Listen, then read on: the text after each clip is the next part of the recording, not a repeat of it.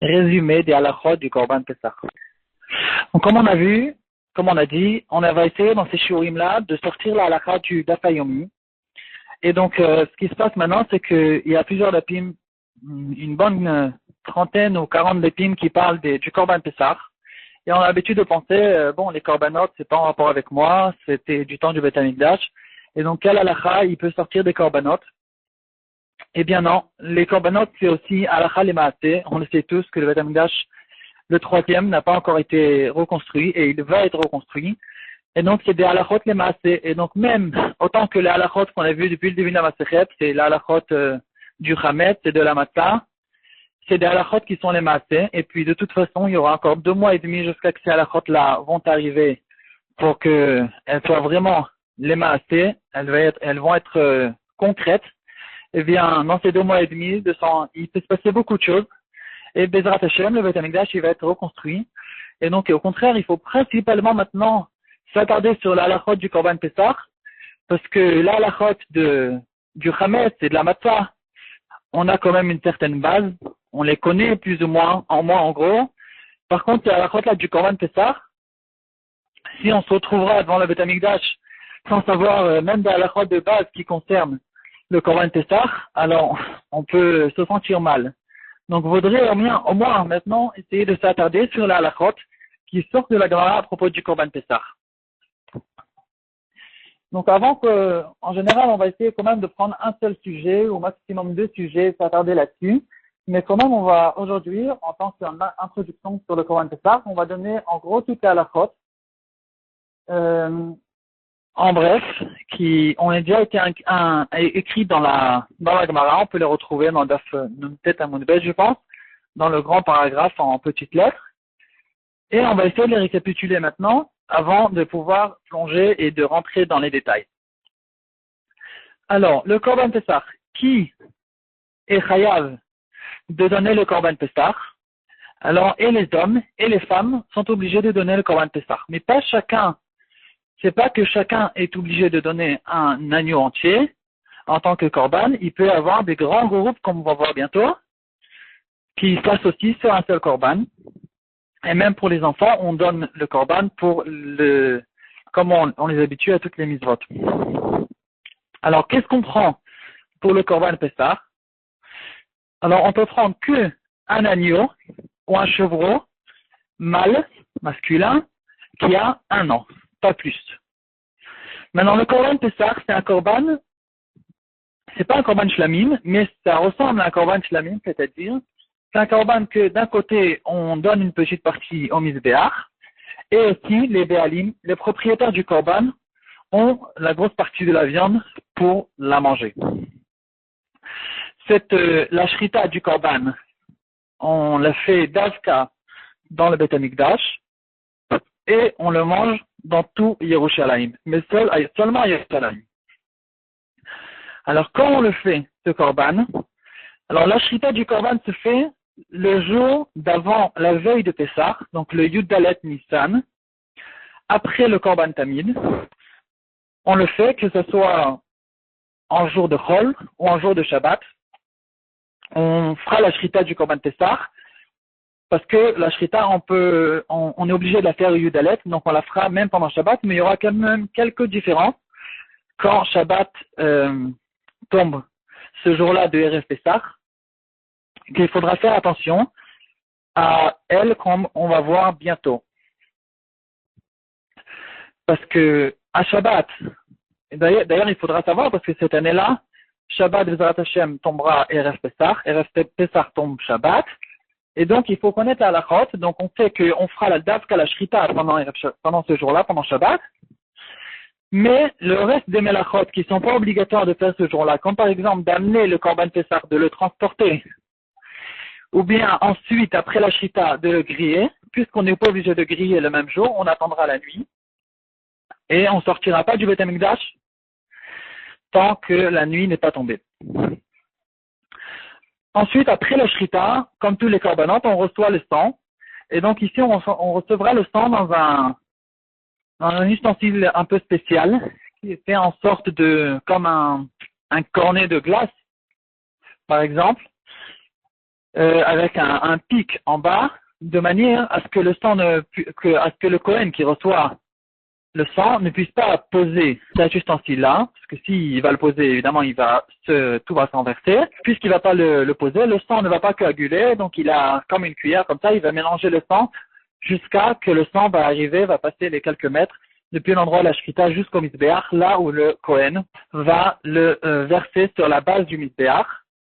Et donc le Kohen qui reçoit, on va avoir comme une rangée de Kohanim qui vont donner les ustensiles les uns aux autres.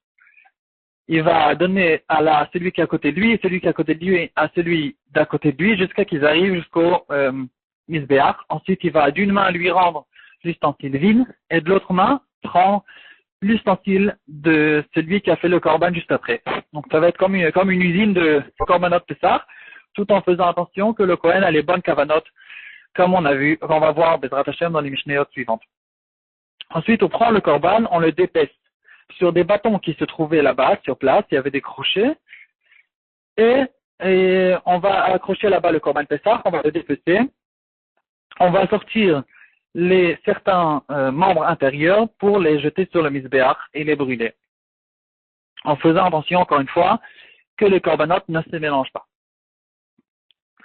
Pendant le moment où on fait le korban Pessah, alors les Lévim, ils vont chanter le Hallel, il y aura des trompettes qui vont sonner, et encore une halakha, le korban Pessah se fait avec 3 groupes minimum du peuple d'Israël. Alors, dans les années en général, chaque groupe, il y avait des milliers ou des dizaines de milliers de personnes dans chaque groupe qui rentraient dans la Hazara. On fermait la porte de la Hazara et on fait le korban Pessah avec ces 3 groupes-là, mais le minimum quand même, c'est pas moins que 30 personnes par groupe, comme on va voir dans la Gemara. Ensuite, chaque propriétaire, il prend son korban Pessah qui a déjà été shrité, il le ramène chez lui à la maison, et il fait la grillade. La grillade, on peut la faire le jour ou après que la nuit elle tombe, mais comme on l'a vu, si c'est Shabbat, il faudra attendre que la nuit de Mosaï Shabbat tombe pour pouvoir le griller, comme dans cette année. Ou bien si c'est le contraire, c'est-à-dire le korban ce jour-là du Yudalet, il tombe un jour avant Shabbat, alors on va voir tout de suite dans la première Mishnah qu'on avançait le moment du korban Pessah, même du korban Atamid qui était avant le korban Pessah, pour avoir le temps de finir la grillade avant Shabbat, parce que la grillade ne repousse pas Shabbat. Donc on finira la grillade avant Shabbat et on mangera le korban Pessah la nuit comme d'habitude, après que la nuit tombe. Ensuite, quand la nuit elle est tombée et qu'on a grillé le korban Pessah, on fait la bracha, une bracha que malheureusement on la connaît pas encore, mais Bezrat Hashem, bientôt on va la connaître. Baruch ata Hashem, Elokeinu melech haolam, asher kideshanu b'mitzvotav v'tzivanu al achilat Pessah. Et là, on mangera minimum un kazaït de korban Pessah, comme on connaît à propos de la matzah, et on sort les parties interdites comme le guide anaché, qui va être brûlé à la fin de la nuit, le matin, avec ce qui reste du korban Pessah, parce que le korban Pessah, on n'a pas le droit de laisser de la viande mangeable jusqu'au matin, et ce qui est resté quand même jusqu'au matin que personne n'a réussi à manger, il devrait être brûlé avec les os. Les os du korban Pessah, on n'a pas le droit de les casser. C'est encore une halakha, on n'a pas le droit de les casser s'il reste un morceau de viande dessus, et donc on les brûlera le matin pour ne pas que quelqu'un vienne à les casser plus tard. Et donc, comme on a vu, le korban Pessah, on peut le manger toute la nuit minatora, mais les chachamim, on dit qu'on le mangera que jusqu'à minuit, pour ne pas que les gens ils s'attardent et qu'ils arrivent, chas v'shalom, parce qu'il en reste du korban Pessah le matin. Et donc, ils ont dit de le manger jusqu'à minuit. Et la nuit, au moment de manger, on fera encore une fois le Hallel pour remercier Hachem de tous les mitzvim qu'il nous a fait cette nuit. Encore une halakha, le korban Pessah, il ne se fait qu'avec une chaboura. Une chaboura, c'est un groupe. C'est-à-dire qu'avant la shrita, il faut que le groupe qui décide de manger ensemble la seder, ils s'organisent ensemble, ils se comptent et ils décident ensemble de prendre le korban Pessah et ils le mangeront dans une seule maison. Ils ne se disperseront pas dans plusieurs maisons pour le manger, le korban Pessah. C'est-à-dire on ne va pas griller le korban Pessah et ensuite distribuer à plusieurs familles qui vont le manger. Et aussi, s'il y a 2 groupes qui se seront trouvés dans la même maison, parce qu'ils devaient être très serrés, quand tout le monde se rassemble à Yerushalayim, alors ils devront faire une mechita au milieu de la maison pour ne pas qu'ils se mélangent, que ça soit considéré comme deux maisons différentes. Et celui qui n'a pas été compté dans ce groupe-là, il ne pourra pas venir après la grillade pour pouvoir s'associer au Korban Pessah. C'est encore une halakha qu'on voit à propos du Korban Pessah. Et donc, il faudra quand même faire attention que d'un côté, dans le Korban Pessah, il y ait pour chacun un kazaït de viande minimum à manger. Et d'un autre côté, il ne faut pas qu'il y ait trop de personnes sur le même Korban pour qu'il n'y ait pas, pour ne pas qu'il reste moins qu'un kazaït pour chacun. Et d'un autre côté, s'il y en a trop peu, alors on peut arriver à un reste. Qu'il reste du Korban Pessah, ça aussi c'est assourd. Par contre, les Bedi Eved, même une seule personne qui a fait son Korban Pessah tout seul, s'il sait qu'il arrivera à manger tout le Korban, alors on a le droit. Encore une halakha spéciale. En général, on sait que le châtiment de karet, d'être retranché du plat d'Israël, ça arrive que sur des mitzvot négatives, sur quelqu'un qui fait une avéra, qui transgresse une avéra. Korban Pessah, c'est une exception avec Brit Mila, que c'est une mitzvah positive, mais celui qui ne l'a pas fait, il sera chas v'shalom chayav karet.